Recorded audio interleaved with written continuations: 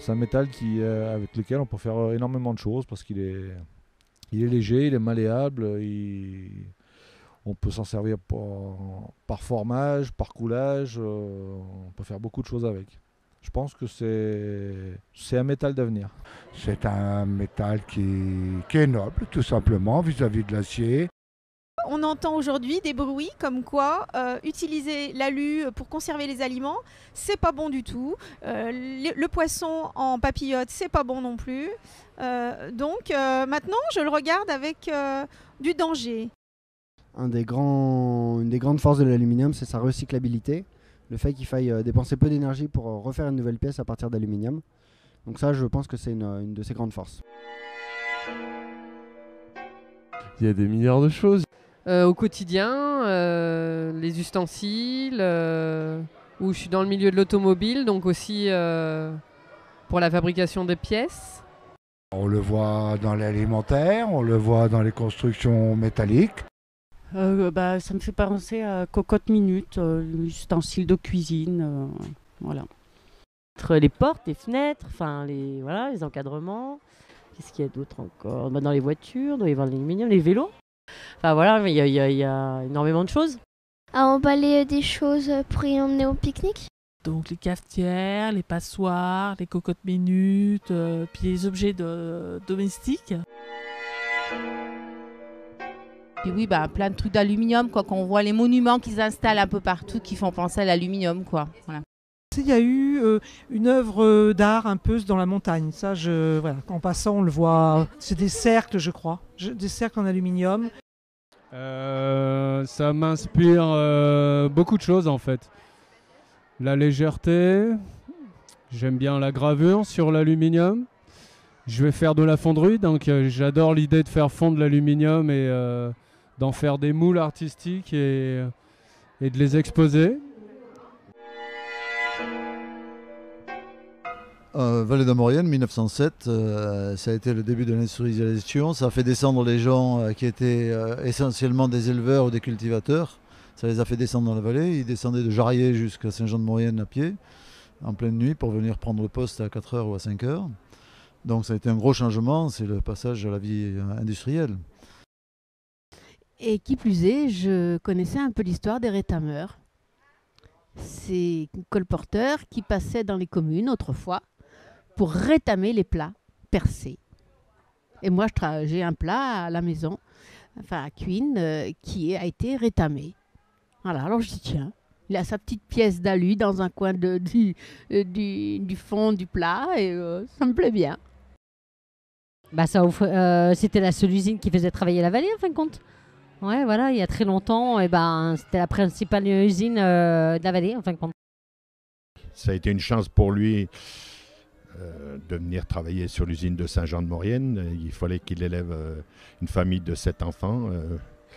C'est quand même une bonne aubaine pour la famille. Péchinet à l'époque, et donc maintenant Trimet, etc., Rio Tinto entre-temps, toutes les usines. Oh là là, qu'il y avait beaucoup d'usines que j'ai connues quand j'étais petit. Prémont, etc., la Calypso, voilà. Quand on remontait la Maurienne, il y en avait de partout. Et usines d'aluminium, notamment autour de Saint-Michel-de-Maurienne, la Sosa, Calypso. Et d'autres qui sont plus connus, comme Saint-Jean-de-Maurienne, qui, à mon avis, est la seule qui reste. Il y avait la Saussaz, la Prat, Saint-Jean-de-Maurienne, Saint-Julien, je sais pas, peut-être pas Saint-Julien, mais bon, un peu toutes les usines de la vallée. Celles qui restent, c'est que Saint-Jean, et les anciennes usines qui ont fermé maintenant. La Saussaz, la Prat. Alcan, Péchinet, Rio Tinto. Ah bah oui, grâce à ça, on a quand même de l'emploi en Maurienne avec des gens qui travaillent pour l'aluminium et directement les transporteurs, tout ça. Enfin, je veux dire, ça fait travailler beaucoup de gens quoi dans la vallée. À la Saussaz, j'ai participé à la démolition de l'usine de la Saussaz. Et bon, ce qu'on peut dire aussi sur Péchinet, c'est que ça fait vivre toute la vallée de la Maurienne, quoi, de par l'usine, de par tous les prestataires, tous les intérimaires. Et enfin, faut pas oublier qu'une personne qui travaille à Péchinet, ça fait vivre une famille entière, quoi. Ça me fait penser à mon grand-père parce qu'il travaillait dans les usines d'aluminium. Indirectement, parce que moi j'avais des parents qui travaillaient par Péchinet, donc on était touchés, on baignait un petit peu dans le berceau de l'aluminium. C'était Péchinet et il y avait donc souvent le grand-père, le père, le fils, enfin des générations complètes qui ont travaillé chez Péchinet. Quand ils se rencontrent entre eux, ils gardent un peu à savoir comment tourne l'usine, est-ce qu'ils font encore les mêmes choses, si c'est les mêmes procédés, s'ils ont des améliorations dans leur façon de travailler, moins pénible, quoi. Péchinet à Saint-Jean-de-Maurienne. Mon père a bossé là-bas, fait là-bas toute sa carrière. Moi, j'en ai beaucoup profité aussi de par le comité d'entreprise.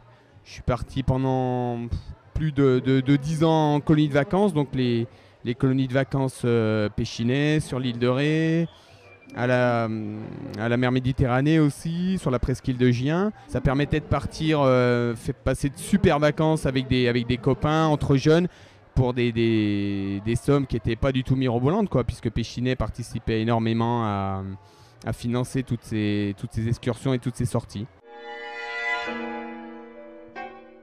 Il est à l'électrolyse, donc c'est eux qui sont dans les cuves. Ils font les mélanges appropriés pour avoir à la sortie de l'alu en fusion, qui après est transformé soit en lingots, soit en fil. J'ai commencé en novembre 1976 et terminé en octobre 2013. J'ai commencé à l'Argentière-la-BCE dans les Hautes-Alpes, puis Saint-Jean-de-Maurienne à l'usine, Saint-Jean-de-Maurienne au LRF, La Flèche dans la Sarthe pour les boîtes de conserve, Saint-Vincent-de-Mercuse pour les barquettes en aluminium, et puis Vorep, centre d'ingénierie, et le LRF aussi à nouveau. Moi je travaille en recherche et développement pour des nouvelles applications de l'aluminium, des nouveaux produits. Donc soit pour principalement on a deux applications, donc l'application électrique et l'application mécanique. J'ai connu à l'époque où les cuves c'était brasqué à la main. C'était les gens ils faisaient une chaleur abominable. Conditions de travail, puis on faisait 48 heures aussi à ce moment-là. Pour l'instant, il est en journée, mais il repasse en poste. Donc les postes, il y a ses contraintes et ses inconvénients. Les contraintes, c'est pas de week-end. Voilà, ils ont des horaires très particuliers, quoi. C'est du 4-6, ils appellent ça. Conditions de travail, oui, c'est pas les conditions de travail d'aujourd'hui, bien sûr, avec la poussière, la chaleur, l'exposition qu'on avait au gaz, bien sûr, parce qu'il n'y avait pas tellement de protection. La tenue était une tenue en laine déjà. En 1976, c'est déjà une tenue en laine.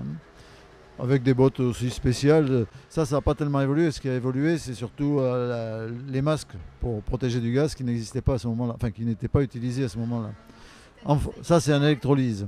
Et puis en fonderie, par contre, il y avait un autre danger, c'est l'exposition à l'amiante, puisque tous les joints étaient en amiante et on découpait les joints à l'amiante sans être protégés. La somme, quand il y a eu les inondations, que l'usine elle a explosé le 14 juin 1957.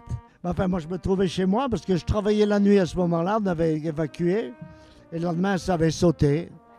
Ça fait tout drôle quand même. Hein. Puis l'eau qui envahissait la centrale, tout ça, on a travaillé après. On faisait 14 heures par jour pour nettoyer les machines et tout, pour reprendre le boulot.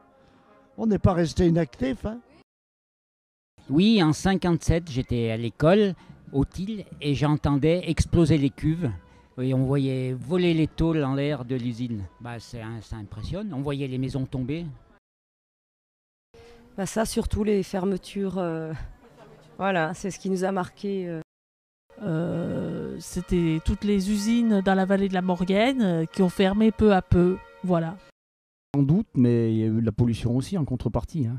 Les animaux, les plantes, même les hommes. Hein. moi je suis de la montagne, hein, de la campagne, comme on dit. Les animaux qui boitaient, les abeilles, les sapins qui mouraient. Voilà. Maintenant, ça va mieux puisqu'ils ont fermé les usines les plus polluantes. La pollution, ça a bien évolué puisque les taux de fluor ont quand même bien diminué avec tout ce que ça engendrait comme au niveau état de santé des populations locales. La vallée polluée, ça donnait notamment des incidences au niveau des hommes, au niveau du bétail, au niveau de la végétation et de toutes les interactions au niveau du milieu avec notamment des actions sur les aspects hormonaux au niveau du bétail et au niveau des hommes, quoi.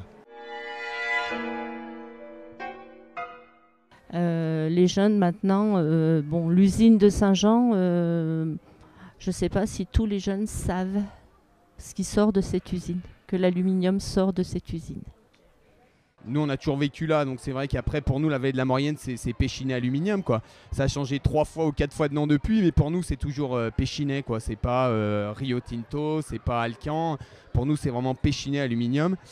Et disons que oui, ça a vraiment une identité dans la vallée, quoi. Quand on arrive dans cette vallée de la Maurienne, qu'on sort de Saint-Jean, on tombe sur cette usine qui pour nous est vraiment le symbole de la Maurienne, le symbole de Saint-Jean-de-Maurienne, hein. Chez les gens d'un certain âge, oui, certainement, hein. Ça a été l'industrie maîtresse de la vallée. Maintenant, c'est vrai que Péchinet, il y a moins un trimètre, maintenant, il y a beaucoup moins de personnes. Ça marque moins, puis on a beaucoup moins d'aluminium domestique. C'est ma vie, puisque j'ai vécu toute ma vie professionnelle, quoi. D'être tout jeune jusqu'à la retraite. Nous, on a gardé une camaraderie où on discute beaucoup avec des camarades de d'autres sites. On fait des rencontres une fois au moins annuelles.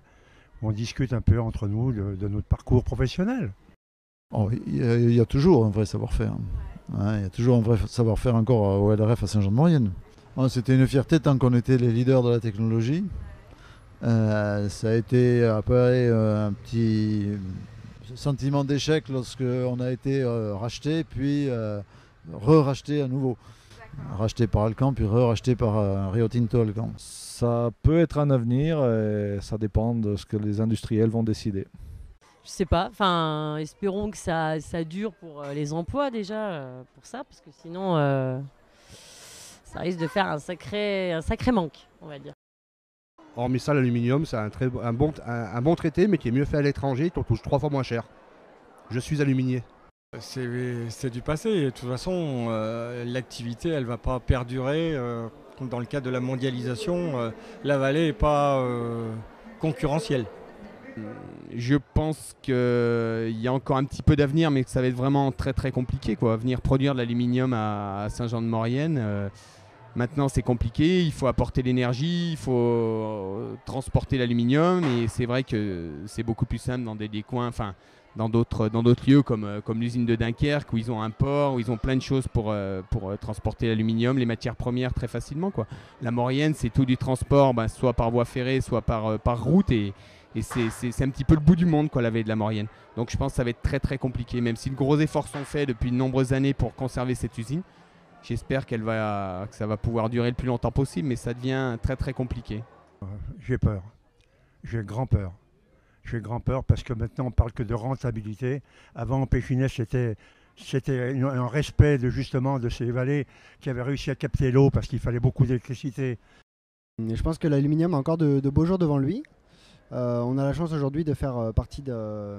C'est un partenariat en fait qui détient l'usine. C'est à la fois Trimet, une usine d'aluminium allemande, mais également EDF, une usine d'électricité, qui produit l'électricité. Et ce partenariat, à mon avis, il est très intéressant parce que l'aluminium, on ne peut pas le produire sans l'électricité. Et l'électricité, des fois, on en a trop en France. Il faut savoir que ça arrive assez souvent, en fait. Et un bon moyen pour l'utiliser, pour éviter qu'il soit perdu, c'est de faire de l'aluminium.